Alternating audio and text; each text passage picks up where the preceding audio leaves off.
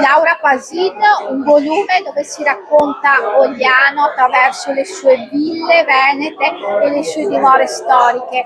Quante abitazioni, comunque edifici storici, sono raccontati in questa opera, scritta insieme a Chiara Dall'Armellina? Sì, è un volume che abbiamo fatto a quattro mani e due cuori, io e Chiara Dall'Armellina, che ha una competenza importante anche dal punto di vista storico e soprattutto è una ricercatrice importante. Insieme abbiamo continuato un viaggio che io avevo intrapreso proprio all'inizio quando mi sono laureata, che è quella della conoscenza del territorio attraverso le ville venete. Qui nella frazione di Ogliano ne abbiamo individuate 8 tra ville venete e dimore storiche importanti, ognuna con la propria peculiarità, con le proprie caratteristiche. Andiamo da quello che è nato come un casino di caccia a quelli che invece erano luoghi di rappresentanza di famiglie importanti veneziane, come per esempio la famiglia Giustinian, a quella che è nata come la vecchia canonica della chiesa di Ogliano, ma che ha tutte le caratteristiche per essere inserita all'interno della catalogazione delle ville venete, e tanti altri edifici come per esempio Villa Maresio,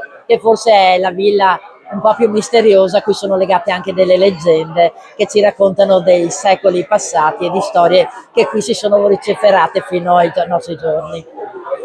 Raccontare questo patrimonio storico del territorio, che messaggio può veicolare per questo presente? Beh, l'importanza della gestione territoriale che c'è sempre stata durante i secoli, non solo da parte della Repubblica di Venezia, ma anche di tantissime altre realtà che hanno saputo scoprire nel nostro territorio tutte quelle che erano le caratteristiche necessarie per un lancio anche dal punto di vista economico, dell'allevamento, della gestione dei boschi, del legname, della regimentazione delle acque, dell'agricoltura, ovviamente della produzione del vino, che è connessa in maniera importante con l'esistenza di queste ville, perché noi in qualche maniera siamo sempre stati la cantina della Serenissima. Noi abbiamo nel nostro territorio tutto ciò che è necessario per poter vivere in maniera sostenibile e nel rispetto della bellezza delle cose che ci hanno lasciato gli altri e che ancora noi oggi dobbiamo difendere con tutti noi stessi. E questo libro deve essere uno strumento per aumentare la consapevolezza, perché se si conosce si rispetta e se si rispetta si valorizza.